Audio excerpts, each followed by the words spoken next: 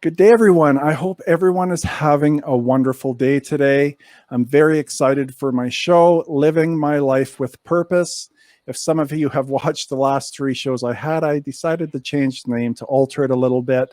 I felt this was more fitting for the very beautiful people that I bring on my show who are living on their highest path, living with the fulfillment of purpose in their life today. But we had to go through transformations in our lives.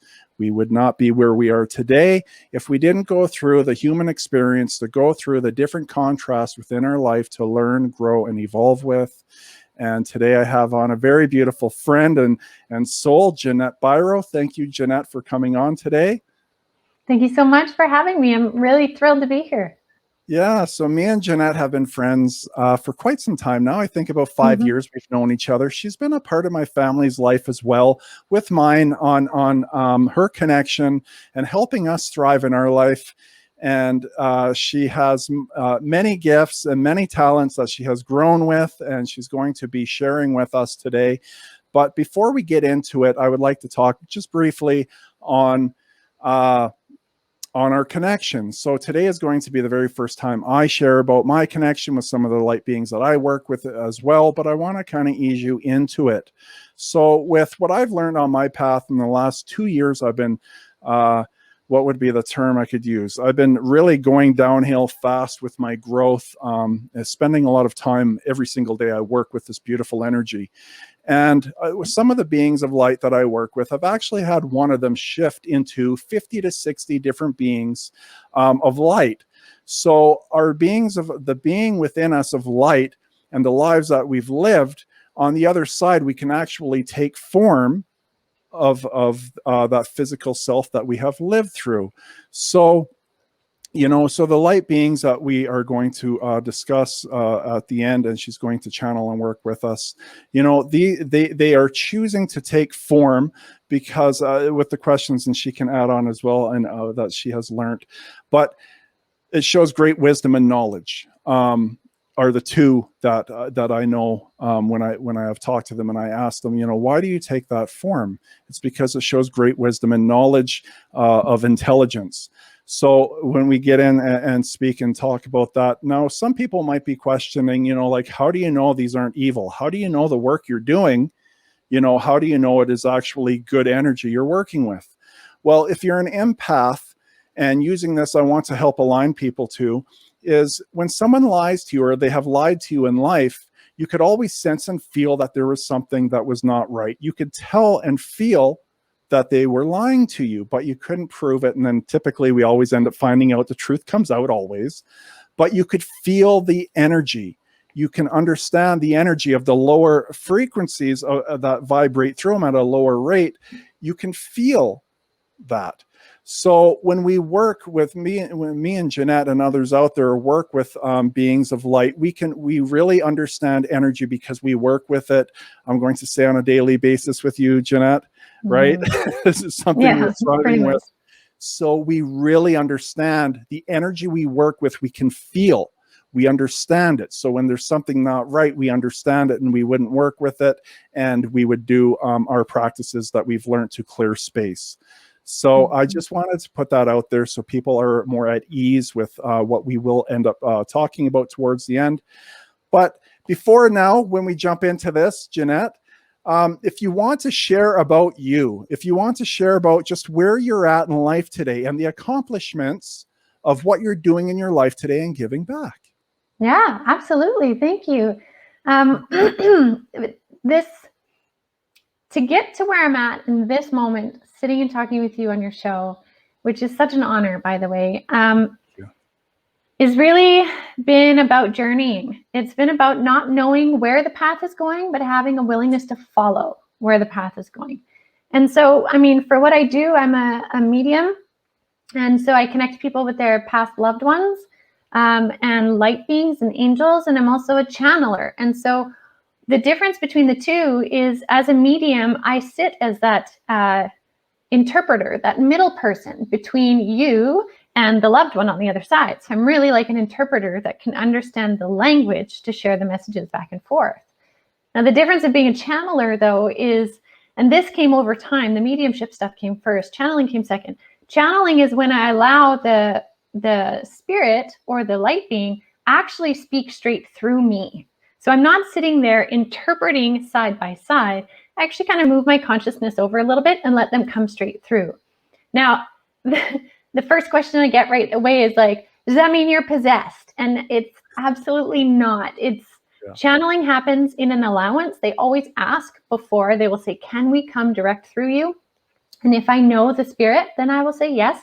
And it's basically like when you sit back and you allow somebody else to talk. That's it, right? Like you just kind of step aside. I still know what's happening, but I allow them to speak through me without my biases, my understandings, my interpretations. It just goes straight through. So it can sound a little crazy, but really it's not. It's just a matter of choices and allowing energies to move through without me getting in the way. Yeah. And it's just, like anything, we're all the same. It's a lack of knowledge. They just don't have the knowledge no more. We didn't know more at some point in our life, and we had personal experiences, and that's how we gained our knowledge to know more, right? And that's everything in our life. Yeah. We just lack the knowledge because we haven't had the personal experiences yet. And that's why me and Ginette are doing beautiful things on giving back, because all we're doing is sharing our personal experiences. Right. So the show today is not to make you believe something and pushing things on you. It's not that at all. We're just sharing our personal experiences with openness and honesty, because we're living with alignment with our with our true self, and there is no fear. And this is the fulfillment where we feel our purpose. Right.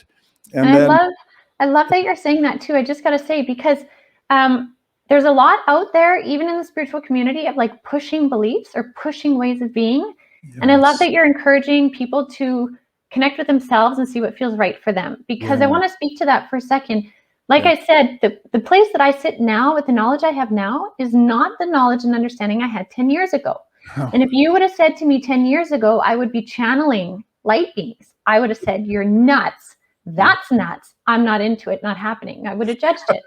So that's why, like, everybody has to honor where they are on their path. Yes. And if some piece of information is too much, not a problem. Put it to the side and it may come again later, right? Like there's no right or wrong way to be. It's a matter of exploring ideas and theories and all of that. So trusting how you feel. Tell people all the time, it's your inner guidance system of your path, and you're just going to have your own awakenings at your own speed, at your own time, on your own path. And like Ginette said, there is no right or wrong. But when we are open and listening to those who are sharing with openness and honesty, there is so much value. And even I learn from people nonstop, no matter where they are on their path. And I'm taking information from them when they're being open and honest and sharing. It's helping my path of growth, right? Absolutely. Yeah, and you're also an author for people to know. I'll have all this information and a podcast. She has her own podcast. So I'll have all that with the links as well for people. So if you just want to share briefly on those. Yeah, absolutely. So the podcast is called the Ginette Biro Podcast, and it's available on all major platforms. And it really is a place where I just share stories of other people doing their journeys and how they've gotten to that. I share concepts on bridging the world of spiritual and 3D human life, right? Left and right brain. And then I share on what's happening in the energy. So sometimes if everyone's like, what is up with the energy? Why is everyone crazy? Well, I'll tune in to different guides and see what the insights are. So definitely check out the podcast. And Jeff, I want to have you as a guest on it as well. I would be honored. Yeah. And then my book is this one right here, actually. It's called Avalon to Aurora. No, yours is in the mail. Oh, okay. This is Avalon to Aurora, and it basically is all about my near-death experience. And it actually starts in my childhood and how my gifts developed, and then how the near-death experience really propelled everything to another level. And some insights from the other side to make our lives here on Earth more fulfilling. Yeah, so beautiful. Oh, it's such an honor to have you on here today. I'm so excited for what we're going to go through now with you guys. And know that for those who are on right now, please, in my details, click on that little link that says StreamYard at the bottom so I can see your name. Otherwise, I cannot see your name. It only takes one click when you click on it, and then bam, I can see you guys when you're writing. Otherwise, I can't see, okay? Especially when Ginette channels in the 3 guides at the end and you want to ask questions. I want to be able to see who's asking them, okay? So make sure that you do that, please. And now we're going to dive into her life, on how things helped her to live on her higher path, because we're all the same. All of us. We all go through transformations. And I'm very excited. And the first one we're going to start with today is something that I think a lot of us go through as children. There's something in my room. We can feel that energy. We can feel, and we're afraid, right? And me and Ginette were talking earlier. I had my hallway light on until I was at the age of 40 when I had my near-death experience. And then I could see what the energy was there, and it was not a big deal, right? Because we could feel it. So if you want to share when you were 5 going through this experience. Yeah, absolutely. So, yeah, like you were saying, at the age of 5, I remember is when it really consciously started. I was afraid to go to bed at night because as soon as the lights were off and it was quiet, I could feel up to a dozen people in my room. And I knew they were in my room, but I couldn't see them yet. I hadn't opened the clairvoyance yet, but I knew they were there. And so I was terrified to go to sleep, terrified. And I would have all the blankets over me with just this tiny breathing hole. What about your toes and your feet? Were you covered? Toes covered, yes. Even if I was hot. Like I had to be covered because I was terrified to open my eyes and see someone there, because I knew there was someone there. But the trouble was that there wasn't any mediums in my family. It's not like it went down a family line. So we didn't have anybody that knew how to interpret what was happening. It just was, you know, Ginette's got a busy mind, you know, but I could literally feel them.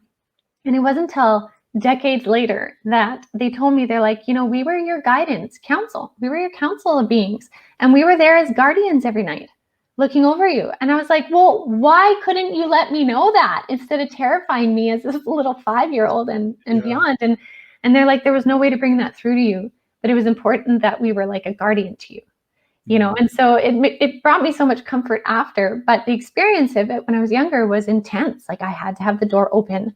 The hallway light had to be on at least, right? Until I was probably like 21. Like it couldn't be pitch black. I was afraid of pitch black. I shouldn't have told people I was 40 then. Geez, you stopped at 20. I guess I got you beat on that one. Yeah. And I think one of the big takeaways for those who are watching right now, or even on the replay as well, is understanding children and what they're going through.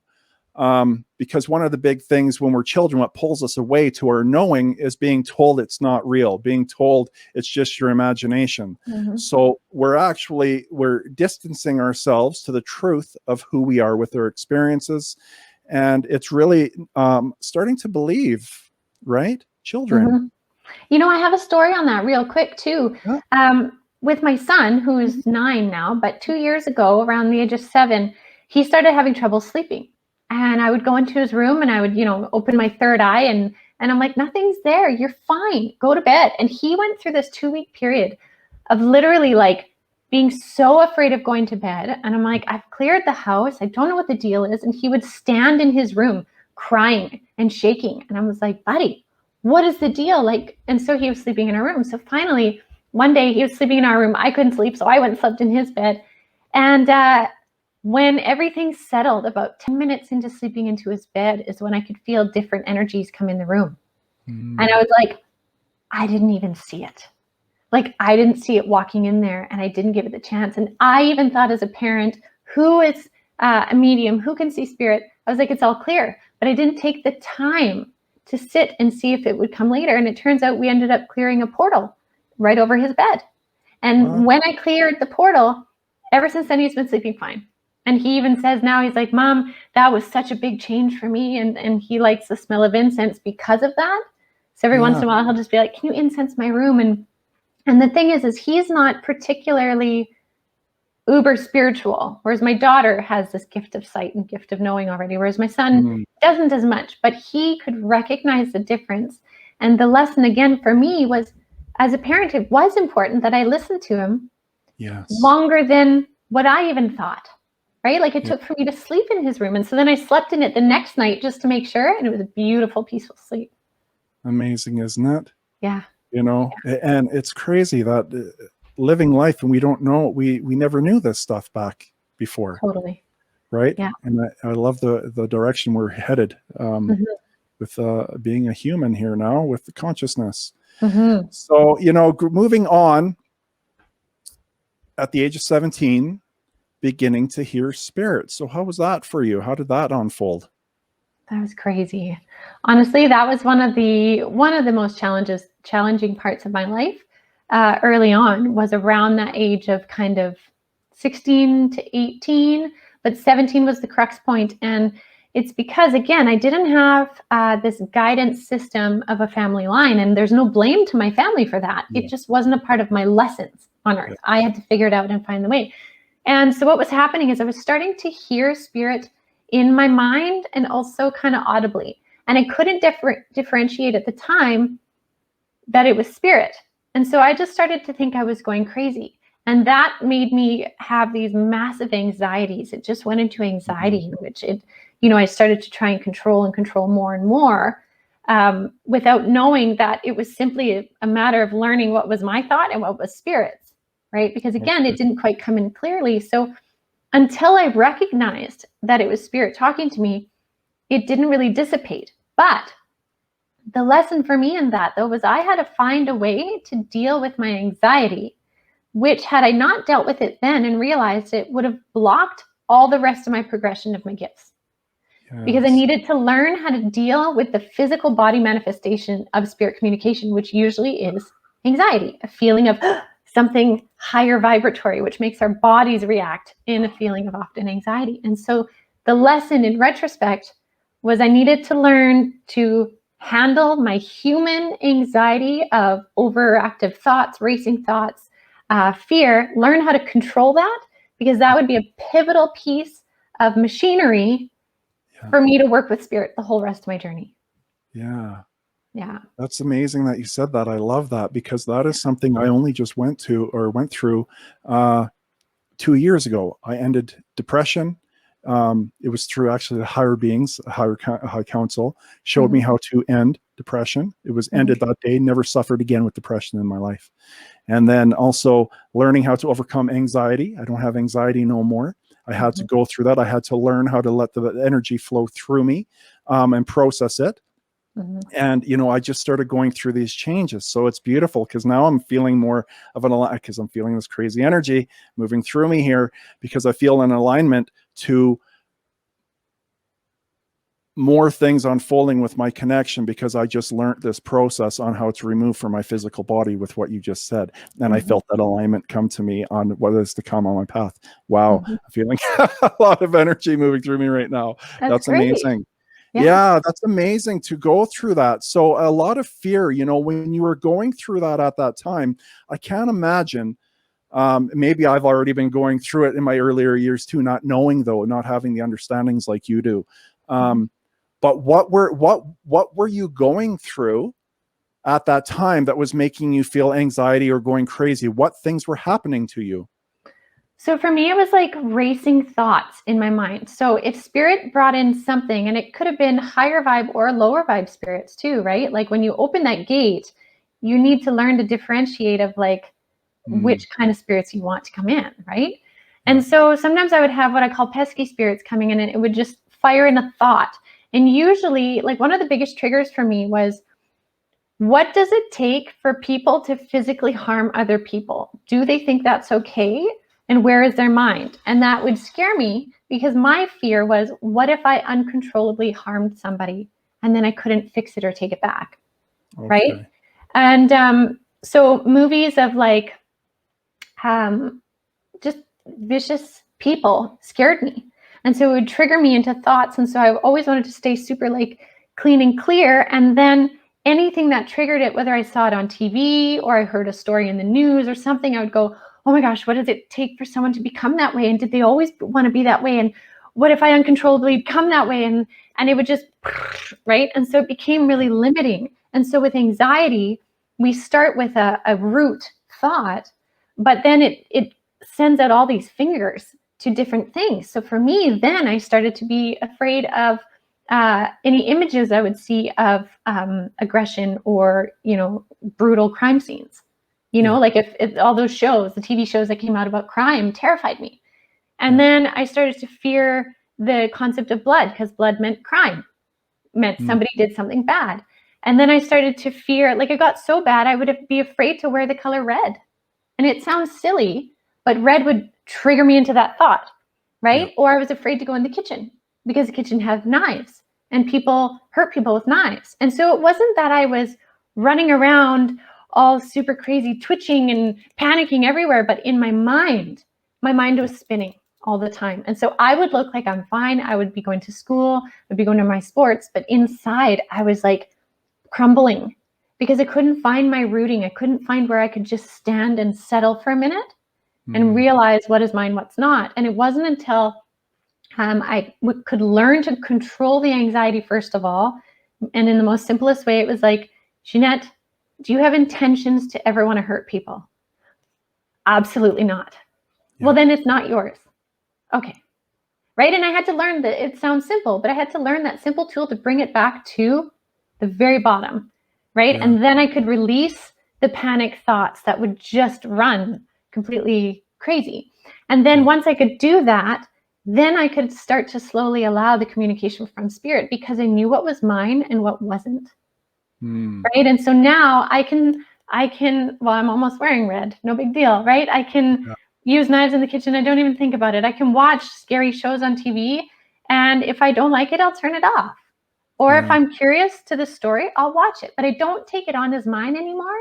And so hearing spirit in the beginning, whether it was actual audible sounds or knowings in my mind, although that was such a scary time, it was such a pivotal, profound point of me learning to be so much more grounded now that I wouldn't change it.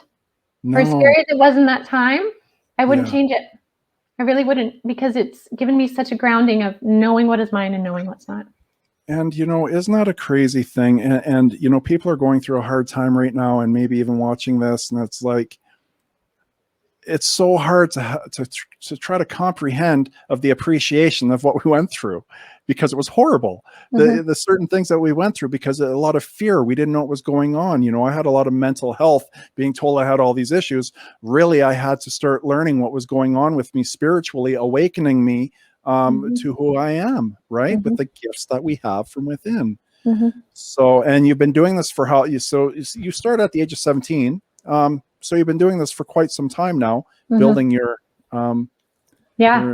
knowledge. Yeah, absolutely. And I just want to say one more thing on that before we move forward is because there are so many people dealing with anxiety and depression, but I want to speak specifically to anxiety right now. Those triggers is what triggers one person might seem like nothing to another person, right? Like some people are morbidly terrified of death, and it just keeps them locked in, right? Whereas myself dying has never been a morbid fear, right? But the color red at one point was scary, right? And so I just want to say that for people that are struggling with anxiety, don't judge what anxiety is for you versus another person. If the color red is scary to you, or the color pink triggers something, then have compassion for what that is, right? If your anxiety is worms, as silly as that might sound, someone might have a morbid fear of worms. There's no difference to that fear of worms, to a fear of death, to a fear of heights, to whatever it may be. Honor what that is and nurture it, because it doesn't need to be a limiter. No. And then we can move on past it, and it's not an issue in our life anymore. And so many of us can relate to anxiety and feeling it, but we have to learn to overcome it. I just, okay, I was looking, there's quite a few messages here already. So, well, I just want to move on. I'll take a look at these here in a moment, but sharing on dimensions. Ginette is very knowledgeable with dimensions. And I told her before we came on, I said, before we go on to the next one, it's understanding dimensions. I don't have a lot of knowledge with dimensions either. So if you can briefly go through the different dimensions and what they actually mean for each one? Absolutely. So when we think of what separates our world from heaven, our world from the afterlife, is basically dimensions. And we are separated by dimensions by simply what they call like a veil or a juncture point. And that veil is super thin, and I'll explain why. Because if you look at 3D world, right, the world that we live in is third dimension reality. We have physical bodies that we can touch. That's 3D. It has a vibratory rate. So if you guys remember going back into like grade 8 or 9 science, when the teacher was like, all matter vibrates. You are made of matter, and so is your pencil and your desk. And those are vibrating particles. And it's true, because this is how Spirit explained it to me. They said that that's true. And so 3D world has a particular range of vibration rate, right? Say it's 0 to 10. There's 3D, 0 to 10. As soon as you move to 11 and beyond, you're hitting fourth dimensional frequency, and so on and so forth. Right? Every time we'll just say it's tens. Okay, so 0 to 10 is 3D, 11 to 20 is 4D, 21 to 30 is 5D, and so on and so forth. And that range has to do with how fast the energy vibrates. Right? We can compare it to the same as light frequencies. Right? Red light vibrates slower, whereas violet light vibrates super fast. So dimensions are simply space that is occupied by a certain frequency.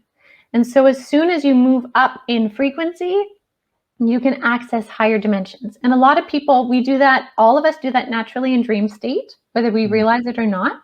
But when our body, our 3D body is busy sleeping, our consciousness naturally goes up into 4 and 5D. Often it's called dream state. Some people call it astral travel. We all do it naturally. It's just a matter of being able to learn how to do that when you're consciously awake, and people will do that in meditation. And that's what I do as a medium or a channeler. I sit with people, I explain to them what's going to happen, and then I consciously up my vibration rate to beyond 3D. And if I bring that back to the stories of when I was younger, and say even at the age of 17 and 5, really, I didn't know until later that I naturally vibrated at a higher 3D rate, and I would often pop into 4D and then move down back into 3D. And it was when I would pop into 4D, I didn't realize that's what was happening. And that's when spirit stuff could come to me really easily, or I would see things or feel things. And then the next day I would maybe be back in 3D and not see any of it. And therefore I would question, am I making this up? Why did I see it yesterday and why not today? And it wasn't until I learned how to consciously do this that I could move between dimensions and kind of call spirit on demand, if I could say it that way, although it's never demanding. But so the simplest thing, again, is dimensions are time and space that are separated by frequency. Speed.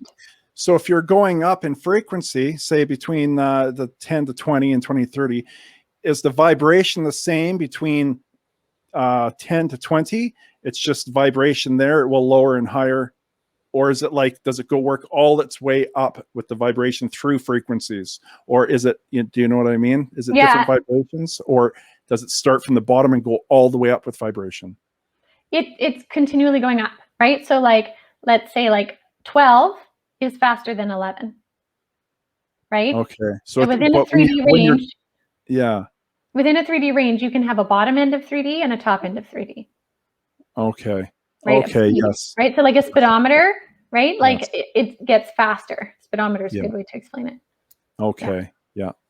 Yeah. Awesome. So, you know, as she just shared on that, when she was in her 20s, I believe, was it Ginette? When you first met Andre, her spirit guide in 3D. Yeah, he's this great guy. Like, I just appreciate him. And when I say great guy, he's never been someone who's been alive in this lifetime, but he has been my lifetime guide. And we all have a lifetime guide. Some have 2 or 3. We all have many guides. But in terms of a lifetime guide, that is a spirit guide, a spirit on the other side who agrees to parallel you from the other side your entire life. From the moment you come in to the moment you go out, they are there to parallel you, so that they're almost like a personal assistant from the spirit side to bring in different guides, bring in insight as you journey your path. Because like, really, we're not alone. Like, sometimes we can say 3D Earth life is challenging, but it's not like we're just dumped off here and forgotten. We have connections on the other side. And so they feel like it sometimes. it does. But Andre, he made himself known to me in my early 20s. And it was this one day where, I was starting to kind of ponder really, really embracing my gift. And I was at home alone. It was during the day. And I heard this voice. I was folding laundry in my bedroom, and I heard this voice down the hall say, "Ginette, look down the hall." And I was like, what? Right? Like, freaked out. I yelled every profanity probably I could think of out of terror. And I was in my head, I'm like, I'm not looking down the hall. Right? And I remember rigidly standing there, and he was like, "Ginette, look down the hall." And he has this big voice, right? And I was like, oh my God. So I remember slowly turning my head. I was like, oh God. And he was standing at the end of my hall, and he had military fatigues. He had combat pants and a t-shirt, like a beige, kind of deserty looking t-shirt, dark hair. And he looked so familiar to me, but not in this lifetime. And my cat saw him at the time. And I remember she was like waving her tail, staring right up at him. And I was like, well, if she sees him, I see him. I'm not crazy, right? And it was this really profound moment for me, because Andre really made himself known. And from that moment on is when I decided to just take off running and learn my gift and not be afraid of it. And he's come in many times now. Like, if I need to know something really specific and say I'm missing the point in human world, he'll come in dream state. And I know whenever I see Andre in dream state, he's leading to show me something. Yeah. And so he's become this great safety net, or like confidant in spirit, who has brought in many different guides for me, but he's always keeping an eye out on what I'm doing. And so it was a really pivotal point for me to meet him in 3D.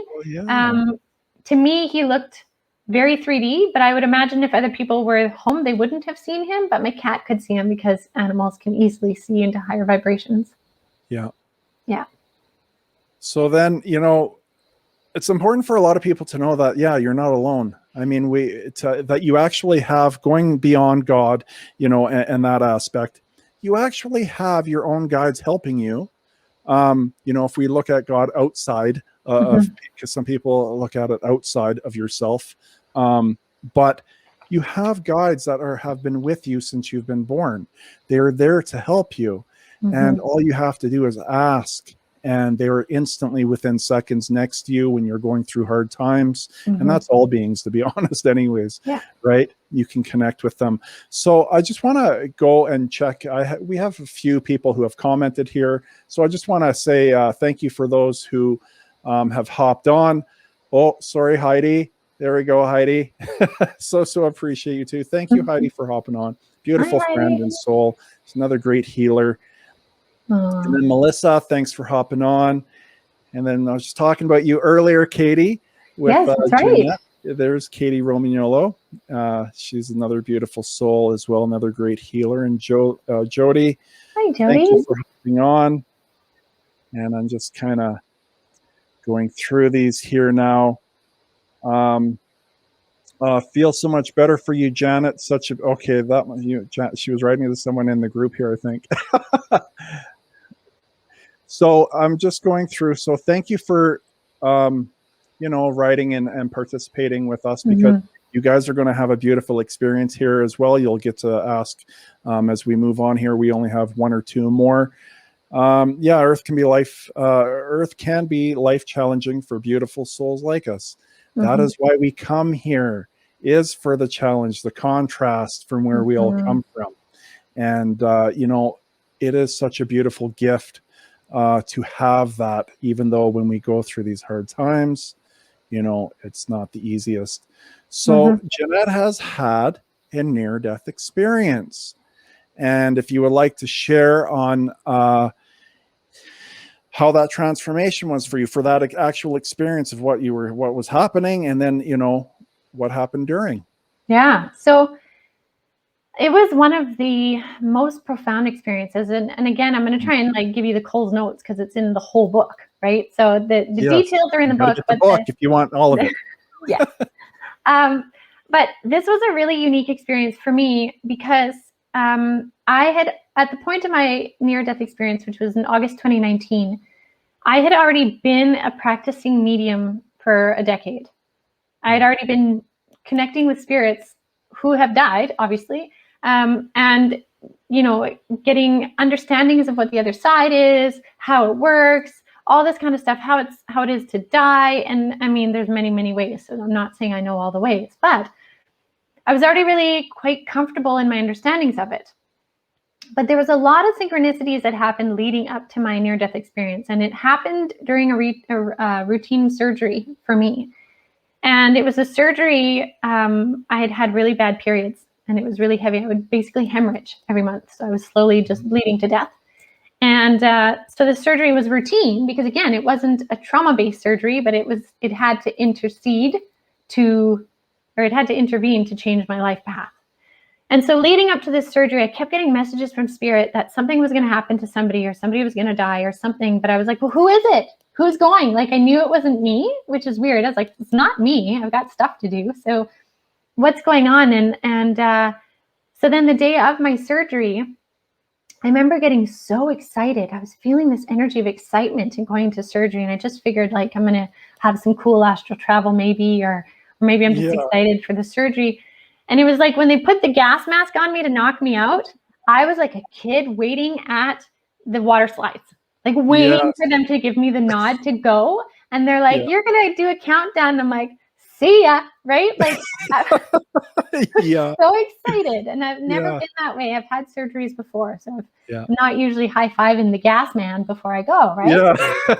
And so anyways, what happened was when I was on the other side, I landed, my grandmother came to get me. And I landed on the other side. And I say that specifically because from all the conversations I've had over a decade talking to spirits that have passed, I'm always standing on this side of that gateway to heaven, if you will, never on heaven's side. And I've come really close to the gateway and been propelled backwards because you can't go too close unless you're actually passing, right? You can't go in unless you're going to pass. Take a little peek around the corner. I've never been able to get closer than 3 steps away, right? Like 3 steps, and it literally will propel me backwards. I'll tumble backwards out of it. And so I was on the other side, and I'm looking around, and I'm walking on this most beautiful grass. It was perfectly green, and the sky was beautifully blue. And as I'm walking on the grass bare feet, I can see every blade of grass in detail, as if I'm looking at it, but I'm walking bare feet. And anything I put my attention to, I can see in finite detail. And this feeling of joy and bliss just completely encompassed me. And I ended up at this family reunion with all the souls I've known, kind of barbecue-like feel. And I could see the tablecloths were that traditional, like, red and white checker pattern that you see in barbecues and stuff. And my grandmother brought me there, and I knew I was on the other side. There was no debating it. I knew I was on the other side.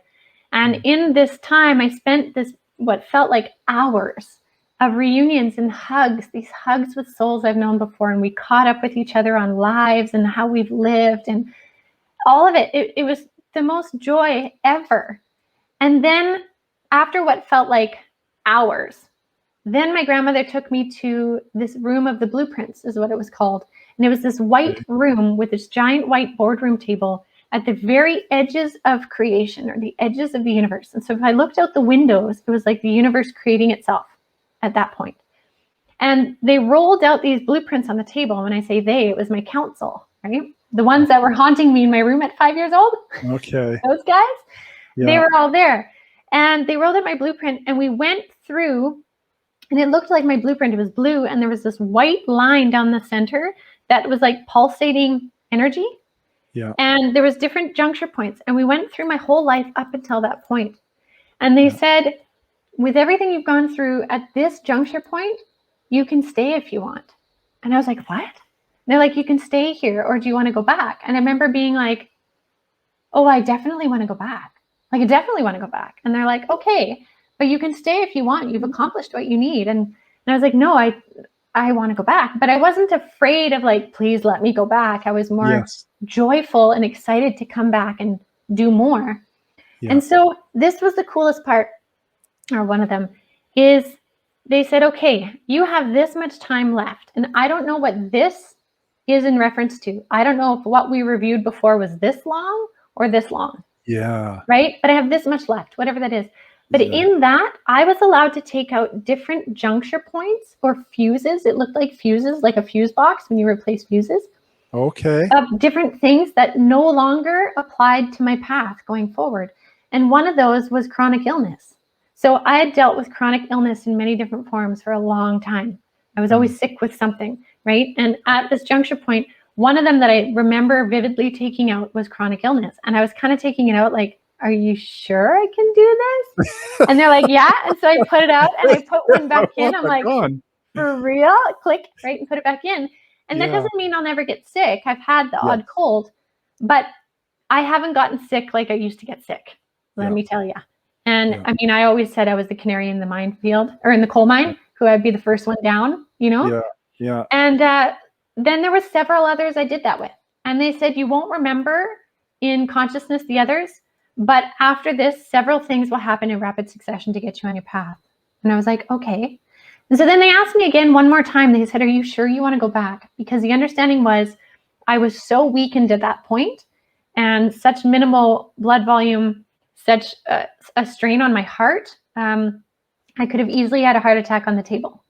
And it was just a matter of like flicking a switch. They're like, if you choose to stay, flick, heart attack, done. She passed away in a routine surgery. We're sorry. That kind of thing. Yeah. But I was like, no, I want to go back. And so I said my goodbyes, and my whole experience there felt like almost 24 hours. But the time away was 20 minutes. Crazy. In our human world, right? And then the next thing I know, I have my eyes closed, but I hear the nurse in the recovery saying, Ginette, are you awake? And I look to my side. I'm still in my spirit form, and my grandma's there. And I give her a hug, and then I go back in my body. And I've come out of surgery before, and I'm always a groggy mess. Like you give me baby Tylenol, and I'm all over the place, right? Yeah. So coming out of sedation, I'm a mess. Anyways, I heard my higher self in that split second where she asked if I was awake, had my eyes closed, foomped into my body. My higher self said, I need you to write something down. I said to the nurse, it's very important you write down these words, put it in a piece of paper, fold it up, and let me hold it. And she stopped what she was doing. She's like, what do you need to say? And so I wrote down these phrases, which I actually have right here because I keep them as my inspiration. I framed it. Okay. And this was the paper from my surgery. Wow. And so the words wouldn't make sense to anybody else, but what they were was trigger words for me to remember my whole experience. And I needed to write them down on that paper before any pain meds came in, right? Yes. And anything warped it. Because if I had pain meds, I would have discounted much of it, right? And so she did. She wrote it down, put it in my hand, and then gave me pain meds. And then I hung on to that paper until I got back to the recovery where my mom was. I gave it to her. I was like, Mom, this is important. Don't lose it. And then it was the next day after I was all clear and everything, I looked at the paper and the vivid memories of the whole experience just came out. And 2 days later, I started writing this book. Wow.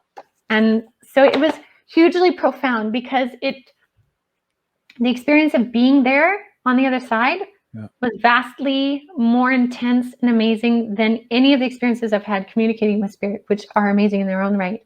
But being on the other side to me was like, I could tell you, for example, about Egypt all day long, right? I could show you pictures, cook you food, play you music. I could show you videos of Egypt, but until you stand there in front of the temples and you feel the warmth and you smell the food, like it's a different experience, right? Yeah. So the same was with the other side for me. And what that did is, like they had said, several things will happen in rapid succession to get you on your path. Well, within a few months, the book was written, it was being edited and published. I started Avalon Spirit, which is the company that I run with my partner now, which hosts different courses, offerings. I started the podcast. Like a ton of stuff shifted and changed fast to give this platform, because one of the things I agreed with Spirit on the other side was that I would come back and I would share my story. Which is why I love how people share stories. And I love what you're doing here too, Jeff, because you're helping people share stories. And when we share these stories, we help others understand, and we offer pathways to expansion in consciousness. And you don't have to pick my pathway, but you can pick another pathway. But by sharing, we offer these. And so my deal was that I would write my books and I would speak up about my experience and share it in hopes that it can help somebody. Yeah. Right. And so it was profound. And the other thing I learned, which was a big takeaway from there, was how choice is so significant to our experience here, because I literally got to choose the plug and play in my blueprint, which we all do before we come here. Yeah. And then when I'm here in a human form, I get to choose my reactions and free will decisions based on what I chose there. Yeah. So like we are constantly in the flow of being able to choose things if we want. So it was profound. Yeah.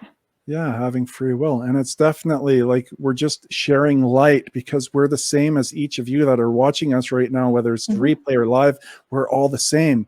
We all have a path. And it's really just when we're open and honest and we share, it really helps one another in unity on growth, right? We just want to help everyone grow into their knowing, if they choose to, and maybe they don't want to. They want to stay in the human experience within their consciousness of their mind, and that's it. No, I don't want no part. That's fine. You're perfect for that. And don't let anyone tell you anything different. Always trust with how you feel and go with how you feel. So the last one before we're going to talk about meeting the three guides. So if you want to talk just how you met them, and I remember you never told me what they look like. I don't even think you knew years ago, but you told me they wouldn't reveal themselves to you.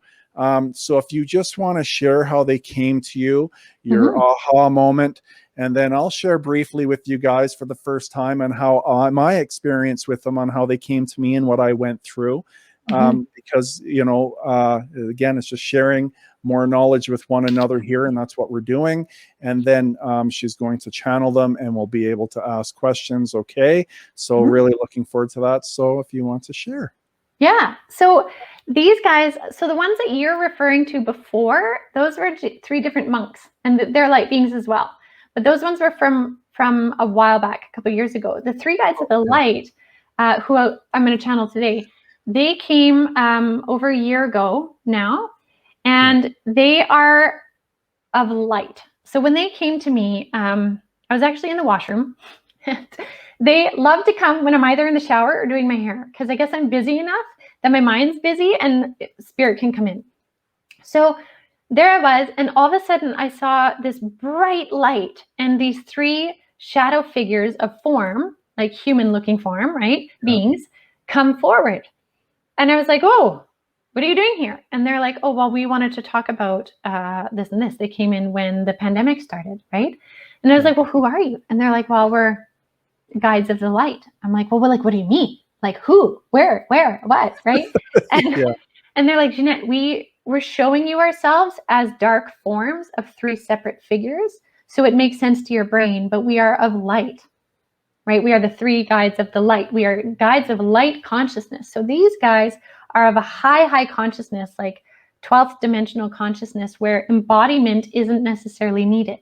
They're simply light consciousness, but they can embody if it helps. And for me, in that case, to see black shadow figures helped my brain understand there was three beings of consciousness wanting to communicate with me, right? Versus just a bright light, but they are beings of light. And so these guys really came in with a lot of wonderful information and insights as we move through the pandemic. And they've been these great guides that have come to me since the NDE, really, and how that whole shift of everything. They've been great guides of consciousness in understanding the higher versions of what's happening on our planet to give perspective. They've given a lot of great perspective that I've shared on the podcast the whole time, of how to think of things differently as we're ascending in consciousness. So I have a deep affinity for them and just really love them dearly, because they're very consistent with their messaging and of fair but concise information. Yeah. And then and then revealing themselves for you to see what they actually look like. They continue to show themselves as these beings of light. And the best way I can describe it is, for anyone that's seen the movie Cocoon. You guys remember the 80s movie Cocoon? Do you remember that, Jeff? I remember the older guy. There's the older man with the mustache, I think. With Yeah. yeah. So there was this retirement community and all these retired people, and they found the swimming pool, and they would break into the swimming pool. And then in the swimming pool one day, they found these big cocoons, these big like shell cocoons. Okay. And it turns out that inside those were these light beings. So if anybody wants to know what I'm getting at with this, Google the movie Cocoon, and you'll see the light beings. They're a being of light, right? So they look like human form, but they're light. And that's what the three guides of light often look like when I channel them, to me, in my mind's eye. Yeah.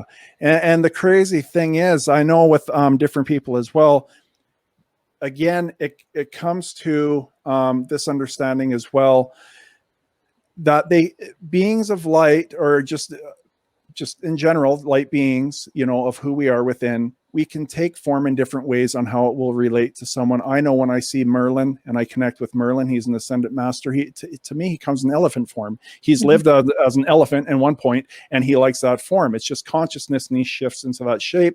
It looks very beautiful with his jewelry and things he has on.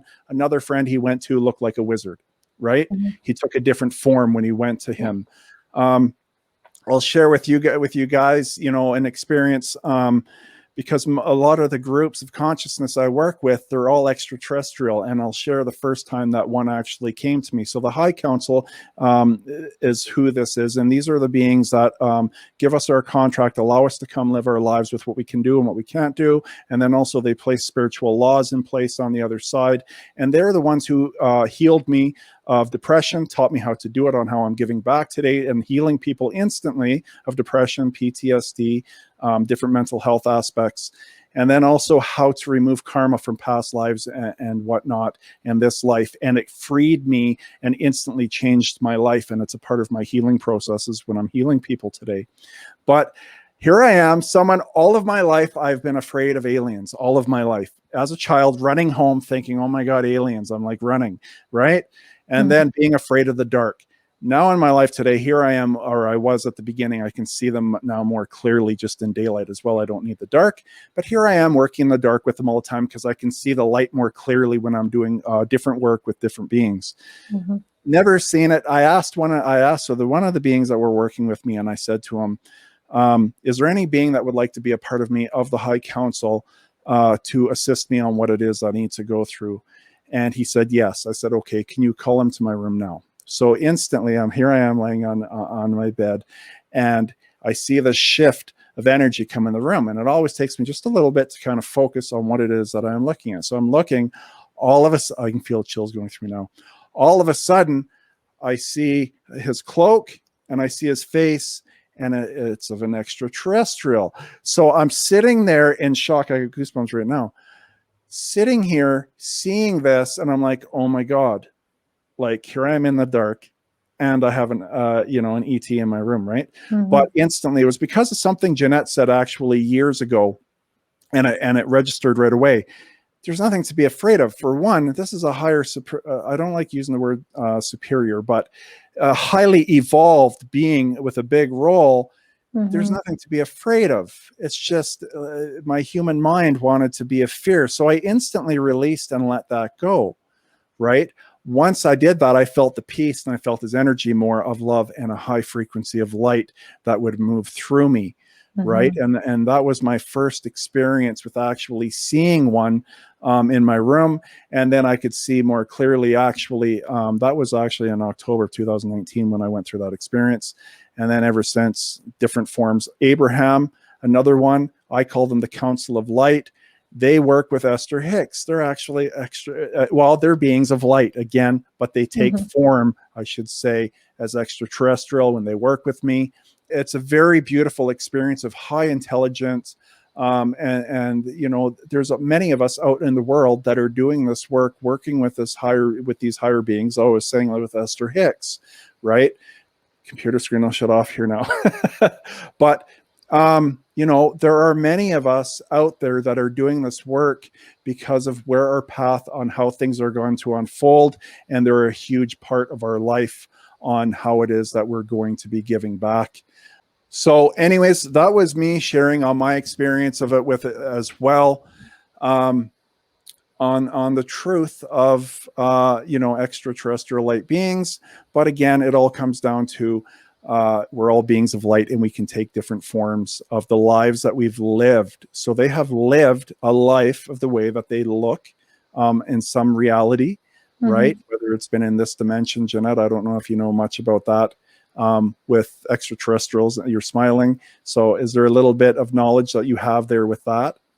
Yeah, so the nutshell version of that is basically we've all had many, many, many lives. And some people have dominant Earth lives, so they've had many lifetimes on Earth.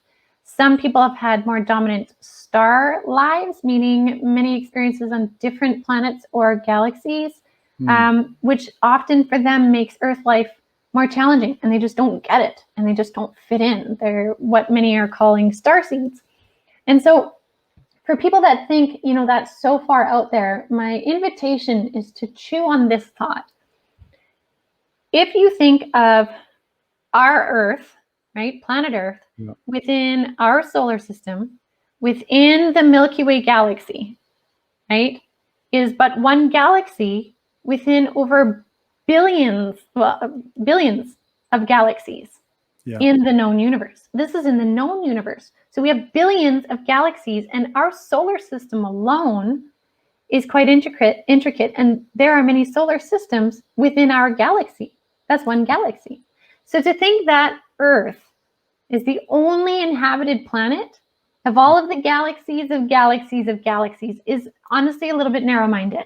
If we just look at probability's sake, right? So that probability then speaks to souls having the opportunity to learn lessons in many different ways, not just in human life. So there's many different places where we can have had experiences on different planets, different galaxies, different dimensions, and all of that. So I find sometimes that helps to explain the concept of extraterrestrials. It's just a different embodiment of a soul to take. Yeah. Right? Just like we are. I am embodied as a female with dark hair this time on Earth. Right? Yeah, exactly. So, yeah. Living many, many lives. And what a beautiful gift for us to continue our path of learning and growing, jumping in from one life to the next. If we choose, we may choose not to, right? I know certain beings have never lived here and they don't want to. They're like, no, we don't want to go there. I'm like, okay, right? So we have free will on this side and the other side. So if you want to tell people how this is going to work, and I want to let people know, you can write down a question. You have a question that you want to ask. Please be very specific to the question, so it's very easy for me to read out quickly on what it is that you want to know, because I have a few questions I want asked as well when we start. But if you just want to share on how this process works for you.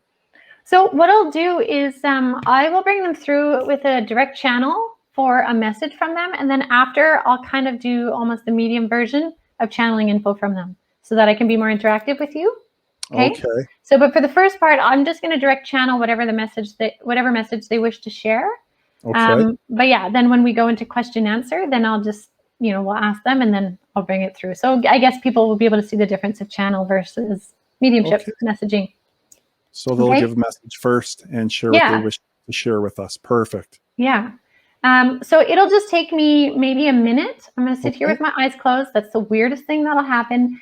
And when I channel them through, it's not like my voice changes to an accent or anything like that. But you may notice the cadence of my voice is a little bit different. I'm still fully aware of what's going on. It's just allowing them to go direct through. That's it. Okay. So it'll just take me a minute, and we'll see what they have to say. Take your time. Okay, hold on.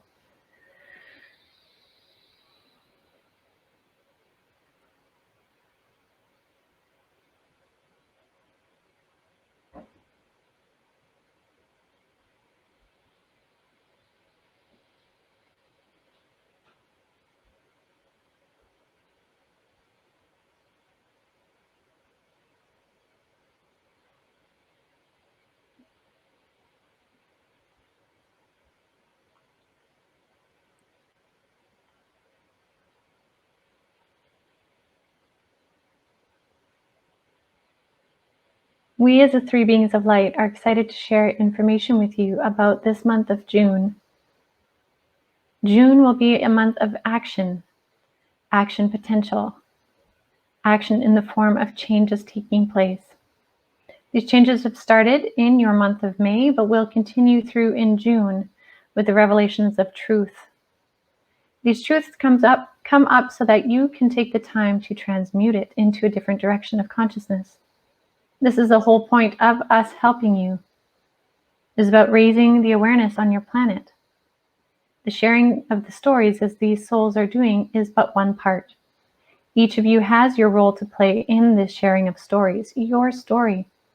Your story matters. Just as the stories that will be revealed in June matter. We don't know all the details of which stories will surface because those come down to free will as well. But there will be more that surface.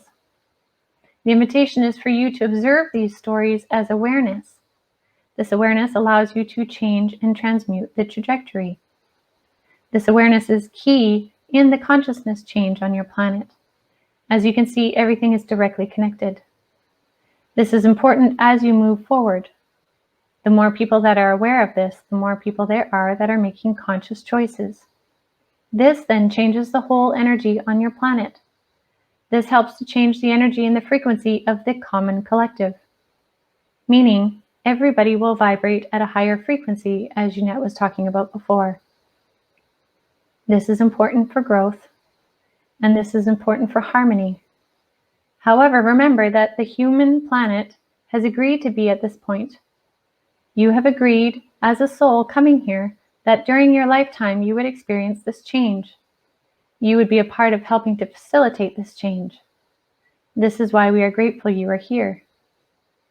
To those of you listening to this message, we are also grateful that you have the ears to hear it, that you have the heart to allow these words to land on. This is important. All of the changes on your planet have to happen through a lens of compassion. Compassion for others is key, but even more so is compassion for self.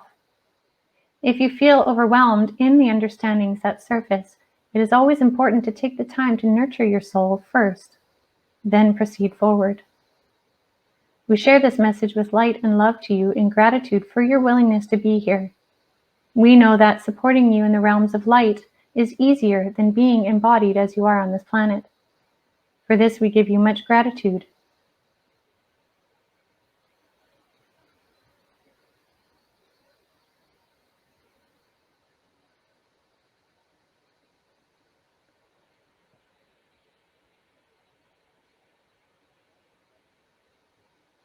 Whew. Okay, crazy thing I got to tell you about that. I love it. So the 3 guides, of the 3, there's always one that's kind of dominant as the speaker that has a more masculine feel, if I could explain.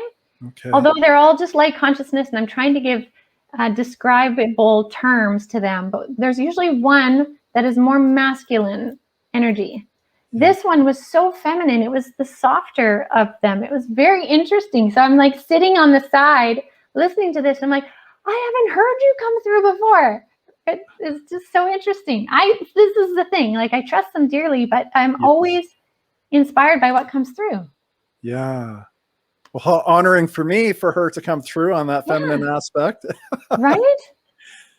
So, Wow. you know, how, for those who are watching, what are you going through? What did you have to learn? What are you going through for them to start speaking through you in that way? Several things. So I had to become proficient enough in the delivery of messages, which I really learned by the years of being a medium, to get out of my own way. And so it was a progression, right? Like, it wasn't like first day being a medium, then started channeling. The more unbiased and the more separated I could become from the messages that came through without needing to know why the message is coming through or what it means, but allowing it, the more I was able to learn to step back and get out of the way. And then with channeling, I mean, it looks somewhat easy, but like, I've had to learn how to get out of the way and then stay out of the way. Because there's sometimes when I'm channeling that I can hear something really cool and be like, oh my gosh, no way. And so much of my own consciousness comes in that I kind of knock them back out again. Right? So I'm just, I'm sitting back and allowing it to happen, but there's a certain amount of will and holding an energy to allow it to happen. Okay. Yeah.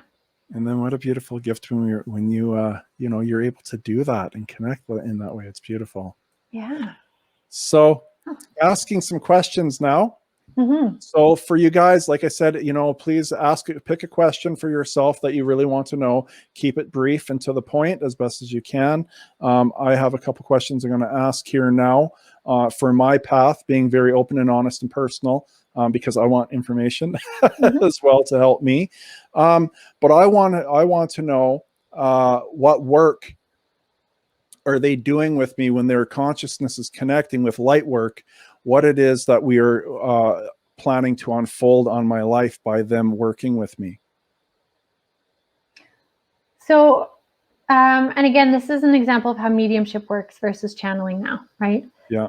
So as you're asking the question, they're giving me the answers, and I see it play on like a movie screen in my mind. Before it comes. Yeah. Yeah. So what they're showing me is that you are deeply connected to the consciousness grid on the planet. And so a big part of what you're doing is helping to anchor that grid and bring in more energy into it. So what's interesting is there's a lot of people that are anchors for the energy, the cosmic energy, the higher consciousness energy to bring it down. Yeah. But you're actually someone who is anchored, who is helping to refilter it back into the collective grid. So you're very much an earth being that helps push the energy back out into that grid to filter it back around. So it's imperative that you be earthbound on this planet for a long while. I was like, I don't want to be here anymore. Yeah. Another life. I've been stuck. through the contrast of Yeah. So what does that mean for putting it back out? What does that mean? It's going to mean all the ways in which you share stories, understandings, and all this. You're going to have a big role of continuing to use your voice to speak things, all kinds of things. But it's like they're showing me it's like making it 3D. So you're going to take spiritual concepts and make them 3D by talking about them, writing about them, you name it. Like the way you live your life helps refilter that energy back into 3D reality. Okay. Yeah. Okay, beautiful. Thank you for that. Mm-hmm. So another one I had here as well is speaking on how we are created on the other side of light beings. How we are created on the other side? Consciousness, our individual consciousness of our higher self, on how the creation of that, on how that. Like how a soul is created? Yes. Okay, so they're showing me there's many different ways we can, there's many different ways to explain it. And it's, okay, it's not as simple as this, but it is. Yes. Right? Do you know when it's one of those answers? It's like, it's not quite this, but it totally is. So this is the best way to explain it. It's like we are all connected to this central blob of energy, right? Yeah. But you can also shake up that blob and have them separate into tiny little bubbles, right? And then they can also come back together. So we're constantly morphing and separating and morphing and separating. And every time that we morph back in with the central energy, we decide what we want to take and keep and give away. And then we come back again for another experience. Because as each of us are experiencing as a singular bubble, we are also bringing back to this greater blob consciousness insights and understandings, which we all then get to learn from. So it's very intricately woven in one sense, but when you flip over the carpet or the tapestry, it makes sense on the front. Okay. Does that make sense? So like it's always a matter of choices. So when you cross over and go back as a soul, you are then rewriting everything you wish to experience from that point forward. So it's constantly changing. Okay. So looking at it in this way as well, a child is being born, right? It is born in the human consciousness, right? Or starting to have the human mind to grow, right? Mm-hmm. And then we reach, as we continue to grow. Is it the same on the other side where we are born of consciousness like a child, a newborn that is just grown into a reality? You know what I mean? Of our soul. They're saying yes, in a sense it's like that, but it's more complicated. But they're like, there isn't a way to explain it within our language.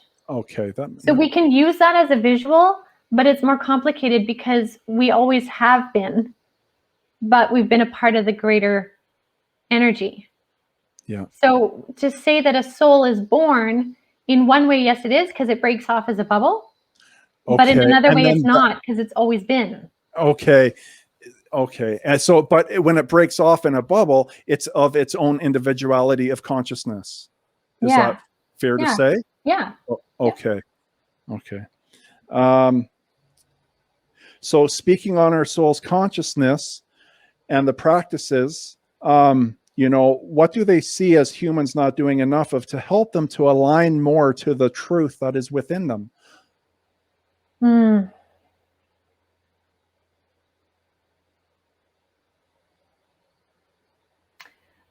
So one of the biggest things is fear. We still haven't understood that fear, as a collective, we haven't understood that fear is a choice. And it's funny because as humans, we're like, no, that's an innate reaction, right? But they're saying, no, it's a choice. Fear can be something that stimulates a chosen reaction, right? Just like when you burn your finger, the hot makes you pull your hand back. Yeah. Right? It gives you a stimulus to do a response, but we don't have to always choose to respond in fear. So we haven't transcended fear yet.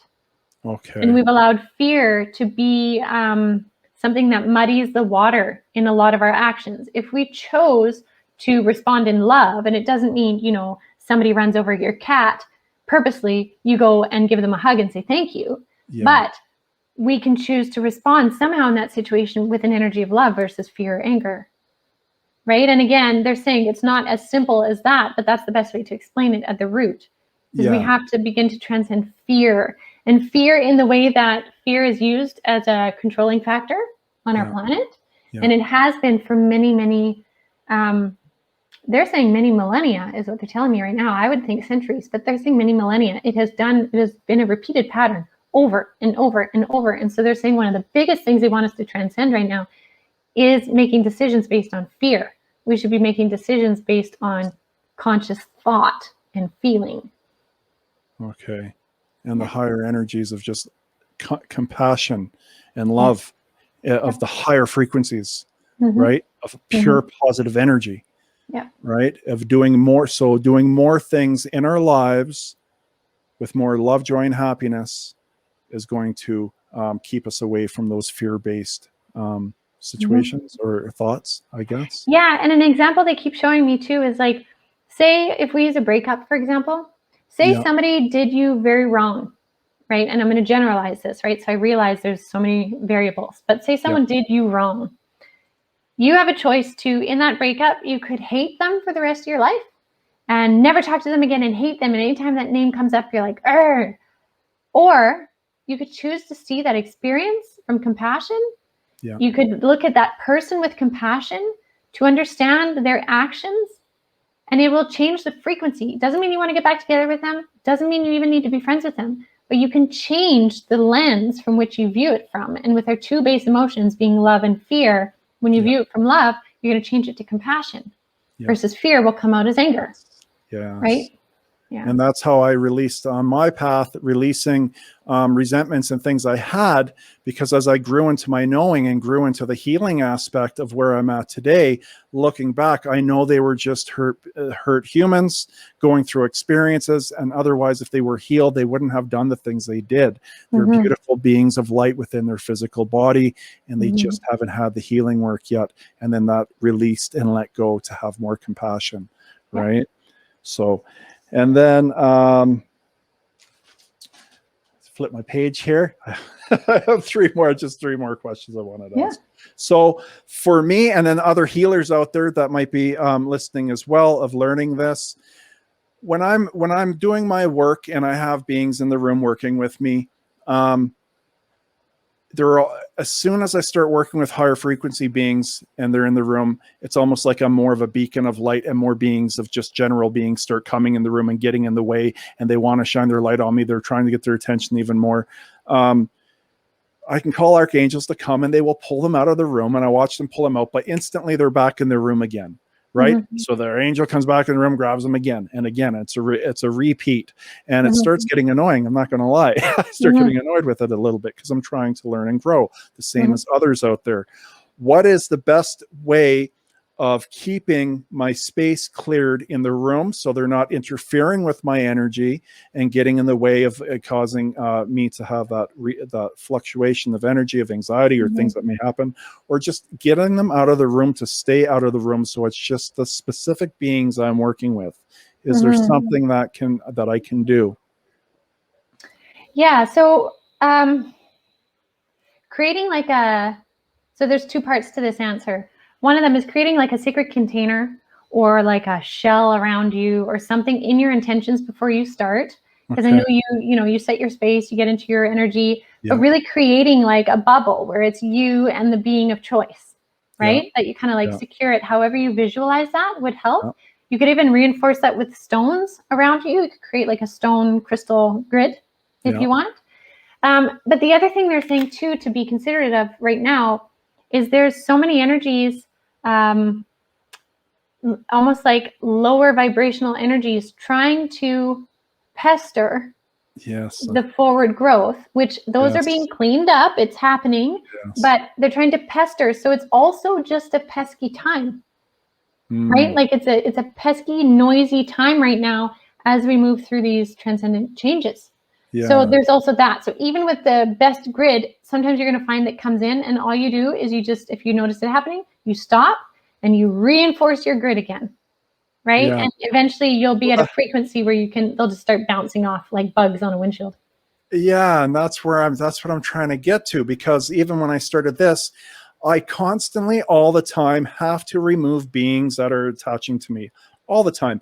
I'm wearing necklaces by Daphne, throwing out Daphne's name here for doing crystals. She's a beautiful being as well, doing amazing work. But it doesn't even matter sometimes with the crystals. They still attach. And I have to, and then before I started the show, I asked them to have attachment. They said, yes, pull them in front of me. So then I get them all in front of me and I heal them. And then I watch them go to light. But this is a consistent thing with me.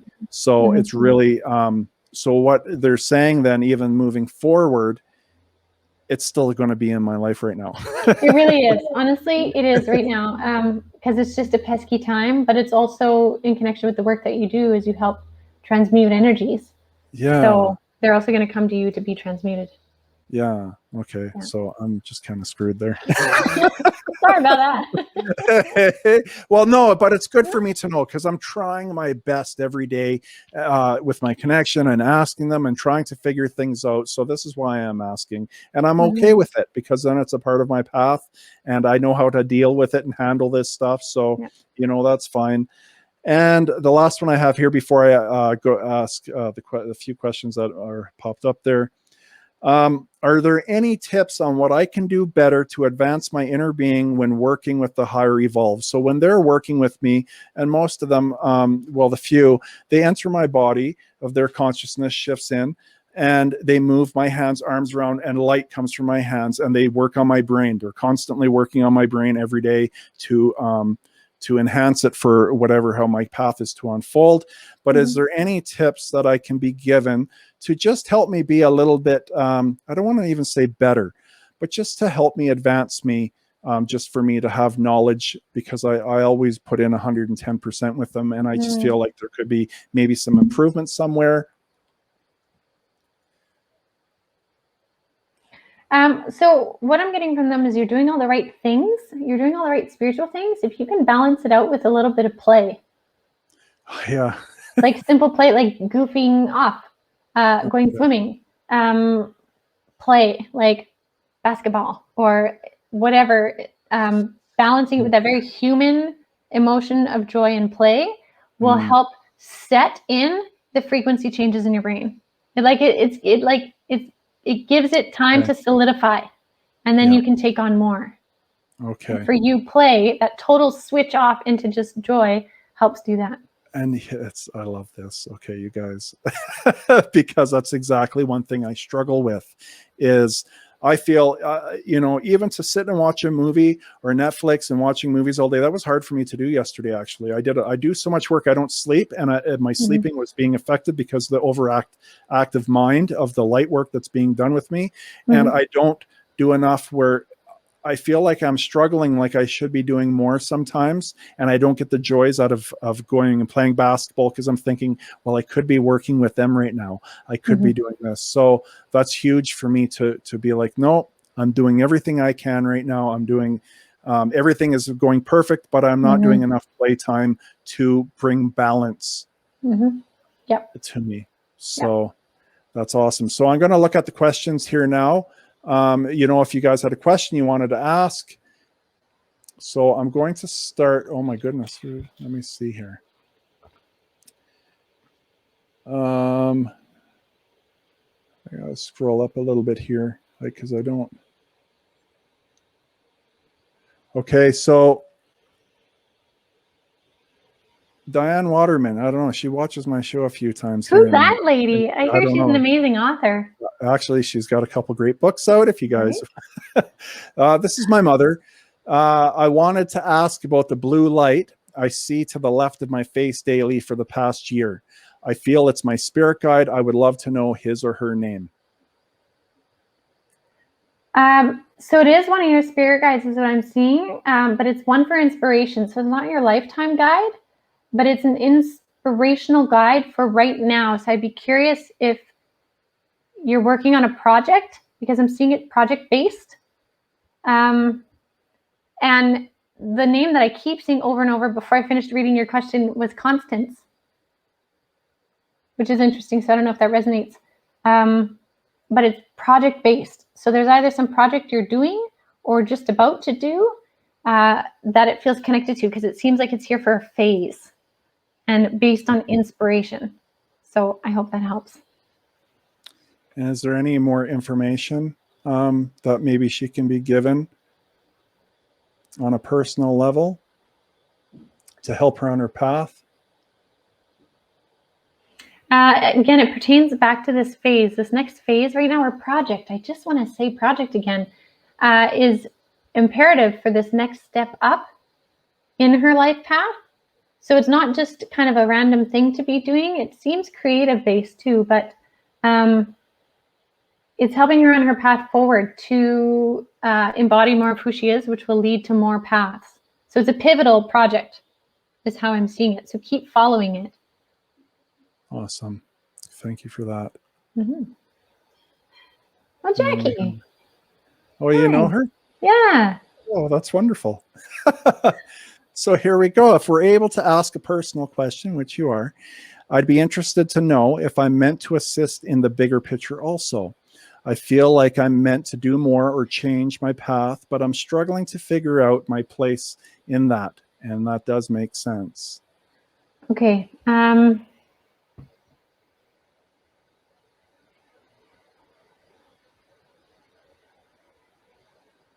Okay, so the way that I'm shown with that, Jackie, is that there's 2 layers that you're moving through right now. And once you move through those 2 layers, you're going to get much more clarity. But there's like 2 different things that need to happen in your life over the next 2 years. So when they give a time frame like that, it is adjustable. If things happen faster, then it can. But it's about 2 years where there's 2 different, again, I'm going to say the same word, almost projects that you're working on, that once those are settled, one is a project, one is something else. It almost feels like life, where you're at with your life, you open up availability and you'll have more clarity. So right now you're in the midst of gathering information and knowledge. So you're still gathering. So just keep gathering right now would be the best thing. And in that gathering, when you feel you know some stuff that can help people, use it right now already. You don't need to have a label or anything like that, but use what you have gathered, but you're still in the midst of gathering more into this basket. And again, by that 2-year mark, you should be seeing where you're wanting to go. But there's 2 things that need your attention still over the next 2 years. And they seem very earthly. One seems like it's just kind of where your life is at right now. And then the other one seems like a project base, like something that needs to be wrapped up. Yeah. And that's beautiful as well. Thank you. And I just want to add too, I'd be interested to know if I meant to assist in the bigger picture also. Most definitely. We all are, right? We all have that choice. It's a choice. Ginette chooses to pursue her passion with her connection. I choose in my life to pursue this passion that I have to give back. The same with each of you that are watching. We are all a part of the bigger picture, and it becomes like a priority, right? It's a priority in my life, and things will I know with just speaking on my life, the right things start unfolding and just happening to make me, to allow me to be on that path, right? Yeah. I don't have a name here, but what crystals would I guess common knowledge here for this is, what crystals would I put around myself to protect myself from certain beings? Okay, so the two main ones that would really help you would be selenite. So selenite is a white stone, and it looks very linear. It looks like there's lines in it, white lines. That's a really good neutralizing stone and a clearing stone. You can keep that by your bed. I have one that I keep. I don't have it down here, but I keep it by my bed upstairs. So selenite would really help. And the other one would be tourmaline. It's a black one. I've got it right here. There you go. Yeah. Tourmaline is another great one. And so you can go into any kind of stone store and ask for those two. If you had both of those, that would help. And wherever you find you are most affected, say it is in your room sleeping, or your whole house. If it was your room, you would be extra reinforced if you had selenite and tourmaline in each of the four corners of your room, or you can do each of the four corners of your house. So I'd really suggest that. That's a really good basic one, two. Yeah. And then thank you for that. Actually, just to do a little plug here, but I only say it because that's fine. I love them. We created these home blessing kits at Avalon Spirit. And so the whole kit, I don't have one up here, but the whole kit comes with the 4 selenite towers, oils to go with it, and a whole intention and ceremony card to explain how to use it, where to put it, and everything all in one kit. So if you don't know where to go get stones, you could do that. It's really easy. But if you have a stone place, then selenite and tourmaline would be helpful. Well, where would they purchase that? avalonspirit.com under okay. So I will have that information in the details after. Yeah. And I'm just looking here. So when you experience an attachment from your spiritual being, how to get rid of that so it doesn't stay with you within your meditation, your light that you're trying to produce and meditate. So there's lots of different ways to get rid of an attachment. What I've found over the years, one of the best ways is to, if I sit down to meditate and there's a lot of pesky spirits there, I will do whatever I can to cleanse my own energy. So I will stop, I will smudge my aura, whether it be incense, Palo Santo, or sage, whatever you want. I will cleanse my aura while I say some sort of thing like, please cleanse my aura from anything dark. I do not wish to have these energies near me. I am light, I am love, something like that. I'll clean that, clear that. And then I'll set up stones around me in different ways. And if it still happens, say I tune in again and it's still there, then I will literally get up and say to Spirit, I'm sorry, but I'm not able to work right now. So I need you to do something about this because it's beyond what I can do. And I will go do something that brings me joy, which ups my vibrate, which when we have a higher vibratory rate, makes it harder for pesky beings or attachments to hang on. So I will go purposely choose to have fun or do something fun, which often for me is dance. Yeah. And Heidi here, she mentioned I have to smudge after situations like that. Also salt bath. Salt baths are great. It's been crazy amount of stuff getting on me too, like going by a friend who is not spiritual and boom, picking up stuff. It's been a lot of work lately. So good. I thank God I'm not alone with this, you guys. Thank you for sharing. It is a lot right now too. Remember, like this month, like they said, is going to be a lot of surfacings. And so it's surfacings in the greater collectives, but it's surfacings individually too, every single person. So, notice what comes up. But again, you don't need to fear what comes up. And I'm not saying you are, but Yes. people don't need to fear it, because we can choose to be like, I don't like that. It's not my bag. No, thank you. And take it off. Yeah. Yeah. And with me, I have to heal them.